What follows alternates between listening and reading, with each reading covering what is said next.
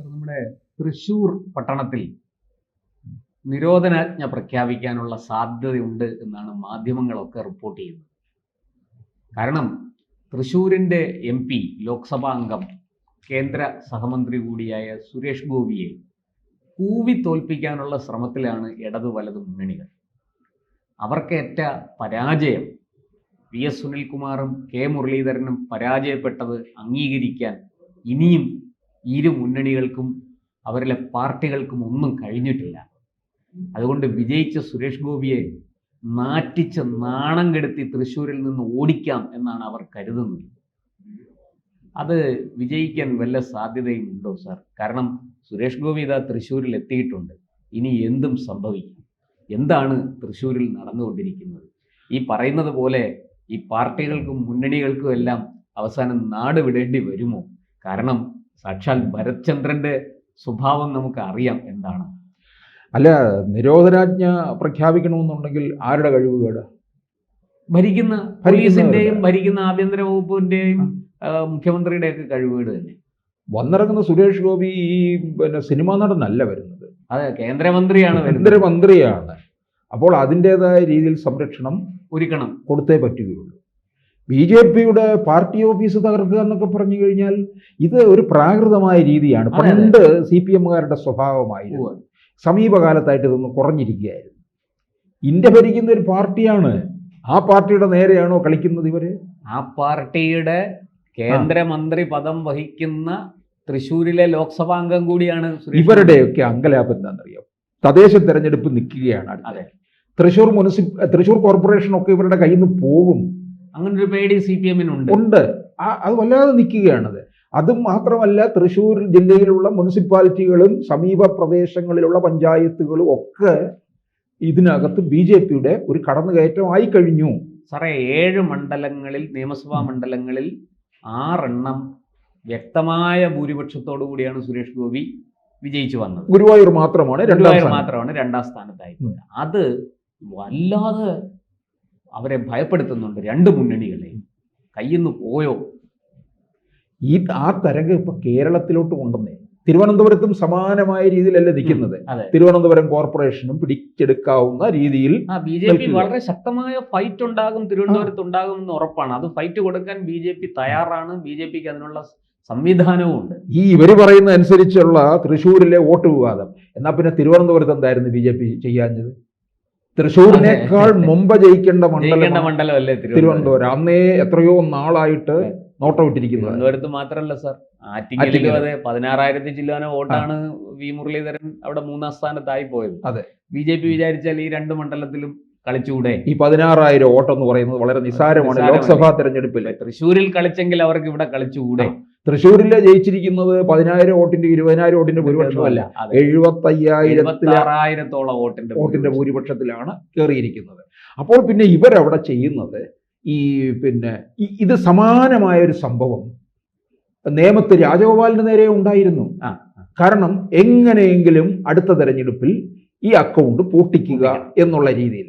പിന്നെ ഈ രാജഗോപാൽ എന്ന് പറയുന്ന മനുഷ്യൻ ആ പ്രായാധിക്യം കൊണ്ട് അവര് വ്യക്തിഹത്യയൊന്നും നടത്താനായിട്ട് പോയില്ല. സുരേഷ് ഗോപിയെ വ്യക്തിഹത്യയിലേക്ക് വരെ ഇവരെ എത്തിയിരിക്കുക കടക്കുക. അത് പണ്ടേ ഈ CPMന്റെ അല്ലെങ്കിൽ ഇടതുപക്ഷത്തിന്റെ ഒരു സ്ഥിരം സ്വഭാവമാണ്. സാറിന് അറിയാലോ, സന്ദേശം സിനിമയിൽ കുമാരപിള്ള സാറ് പറയുന്നു, എതിർ പാർട്ടിയിൽ ഇപ്പം നമ്മുടെ പ്രധാന എതിരാളികളുടെ കൂട്ടത്തിൽ ഇപ്പൊ കുറച്ച് ചെറുപ്പക്കാരൊക്കെ വന്നിട്ടുണ്ട്. അവരെ ജനങ്ങൾക്ക് വലിയ ഇഷ്ടമാണ്. അതുകൊണ്ട് അവരെ വല്ല ഗർഭക്കേസിലും പെടുത്തുക. അങ്ങനെ നാറ്റിച്ചാൽ ഈ പാർട്ടി തകരും, നമുക്ക് വീണ്ടും തിരിച്ചു വരാം.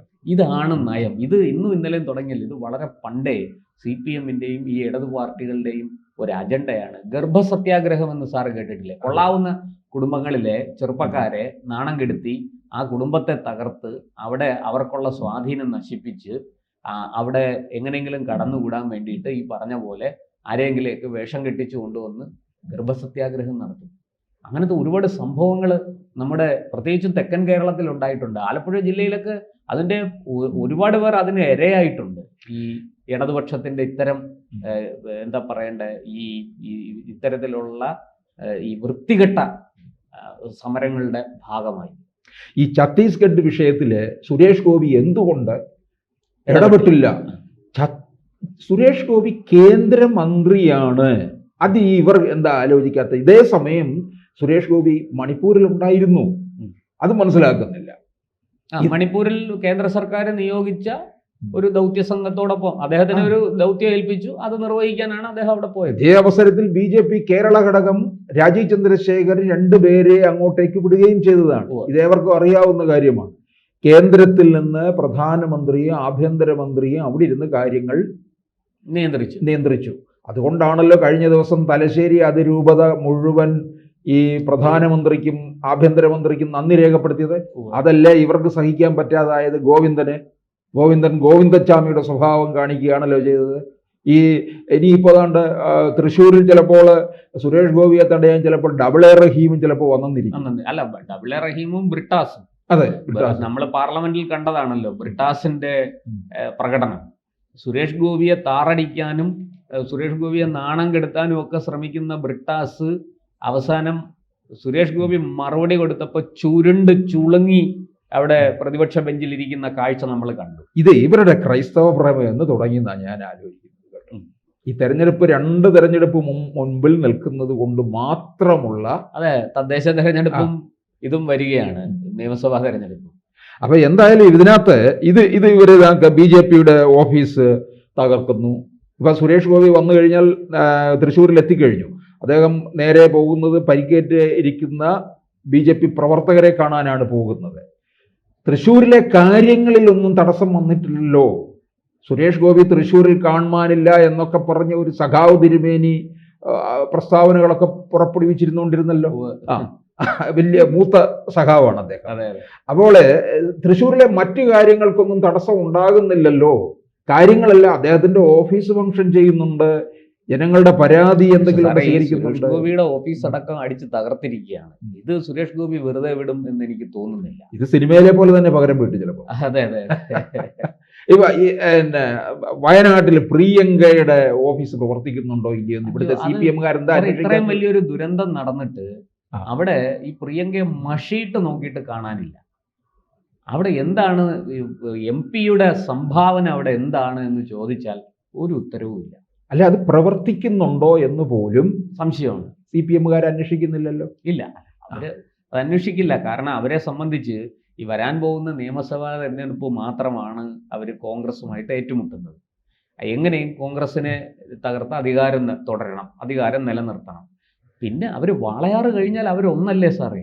പിണറായി വിജയന്റെയും രാഹുൽ ഗാന്ധിയുടെയും ഒക്കെ പടം വെച്ചിട്ടല്ലേ അവർ ഒരുമിച്ചല്ലേ വോട്ട് തേടുന്നത്? അല്ല, ദേശീയ തലത്തില് പ്രിയങ്ക ഗാന്ധി MA ബേബിയും കൈ ഓർത്ത് നിൽക്കുകയല്ലേ. അപ്പോൾ ഇവിടെ വരുന്നുള്ളത് മാത്രമാണ് ഇതിനകത്ത് ഇവർ പരസ്പരം ചീത്ത വിളിക്കുന്നത്. അത് ഇവിടുത്തെ ജനങ്ങളെ പറ്റിക്കാനും ഇവിടുത്തെ വോട്ടർമാരുടെ കണ്ണിൽ പൊടിയിടാനും വേണ്ടി ചെയ്യുന്നതാണെന്ന് വ്യക്തമാണ്. പക്ഷേ സുരേഷ് ഗോപി കുറേ ദിവസമായിട്ട് മൗനമാണെന്ന് പറയുന്നത്. പക്ഷെ എനിക്ക് തോന്നുന്നു ഇതിനകത്ത് കൃത്യമായ മറുപടി ഇന്ന് ഇത് കൊടുക്കുകയും ചെയ്യും. കാരണം BJP ഓഫീസ് വരെ തകർത്തതിൻ്റെ ഒരരിശം തീർച്ചയായിട്ടും ഉണ്ട്. അത് CPM-കാരുടെ ഓഫീസ് തകർത്തുകൊണ്ടായിരിക്കത്തില്ലല്ലോ അതിന് ഇവർ മറുപടി കൊടുക്കുന്നത്. വ്യക്തമായ മറുപടി അല്ലാതെ തന്നെ ആയിരിക്കും കൊടുക്കാൻ പോകുന്നത്. അതുകൊണ്ട് സുരേഷ് ഗോപിയുടെ തൃശ്ശൂർ ഈ വരവിന് വലിയ പ്രാധാന്യം ഉണ്ടെന്നുള്ളതാണ്. എന്തും സംഭവിക്കാം.